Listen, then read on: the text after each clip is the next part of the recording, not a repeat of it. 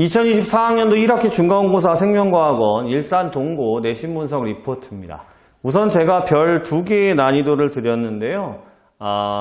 우선 첫 번째 이유는 시험 범위가 좀 적었고요. 그러니까 처음부터 대사 증후군까지만 시험을 봤기 때문에 이제 1학기 기말고사가 훨씬 더 중요하게 어려워지는 상황이 벌어지는 그런 상황이 초래가 됐고요.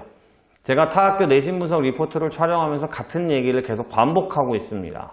첫 번째는 이번 시험의 특징은 수특이나 고3 모의고사에서 그래프나 그림을 고스란히 가지고 와서 보기만 변형하는 문제는 거의 출제되지 않았다. 그러니까 소위 얘기하면 선생님들이 문제를 만들어내려고 노력을 했다라는 게 첫 번째고요. 그 다음 두 번째는 어려운 부분에서 집중만 하다 보니까 학교 교과서나 프린트 그리고 수능 특강에 있는 개념에서의 세세한 내용들이나 단어들을 명확하게 인식을 했느냐를 가지고 있어야 이 시험에서의 고득점이 좌우가 되지 않느냐라는 것들이 각 학교에서도 보여지는 특징이었다라는 말씀을 드리고 있거든요.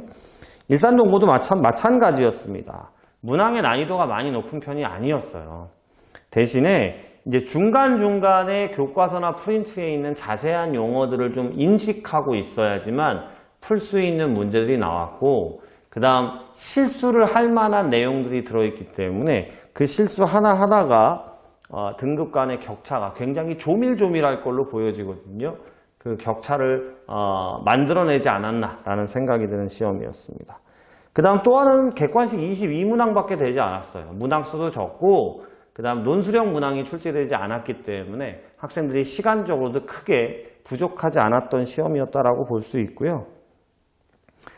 또 하나는 학원에서 잘 가르치지 않고 학교에서도 좀 자세히 가르치지 않고 넘어가는 생명과학과 타학 간의 관계, 뭐 물리학이나 분류학이나 이런 관계나 그 다음에 방사성 동위원소를 이용하는 화성토양 생명체 실험이나 그리고 기관계가 굉장히 이제 소화순환호흡 배설인데 이 부분이 양이 굉장히 많고 자세하게 하려고 하면 한도 끝도 없거든요. 이 부분의 문제가 출제되지 않았어요.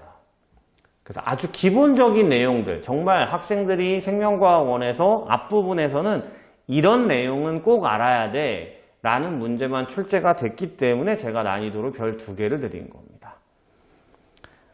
대표 문항 분석도 뭐 크게 시험지를 보고 이제 읽어보셔야 되겠지만 대표 문항 분석도 이제 5번 문항의 요산 정도가 우리가 보통 암모니아와 요소를 배우는데 요산 정도가 출제가 됐는데요. 뭐 이 문제 그나마도 이제 암모니아가 저분자고 요산이 고분자라는 걸 문제에서 제시를 하고 있기 때문에 뭐 공부를 조금 했다라고 하면 동화작용이라는 것 쉽게 유추할 수 있었던 문제고요. 이제 학생들을 조금 갈릴 수 있게 하는 게 7번, 8번 문항의 생명과학의 탐구. 이건 제가 학생들한테 여러 번 강조했거든요. 이 실험이라는 게 한두 개가 아니기 때문에 여러분이 모르는 실험이 나올 수 있다. 그리고 순서를 뒤섞어 놓을 수도 있으니까 정확하게 이 순서를 찾는 방법에 대해서 고민을 해라.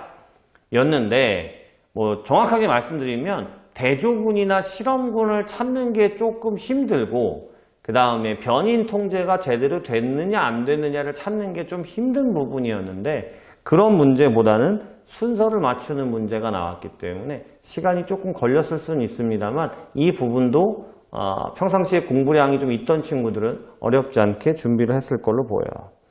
그리고 12번 문항의 독립변인이라는 용어도 이제 조작변인, 통제변인 이 언어만 익숙한 친구들이 많아서 학원 수업 시간에도 조작변인과 통제변인을 합쳐서 독립변인이라고 한다. 독립변인은 이런 개념이다라는 걸 강조했었기 때문에 뭐 놓치지 않지 않았을까라고 생각이 들고요.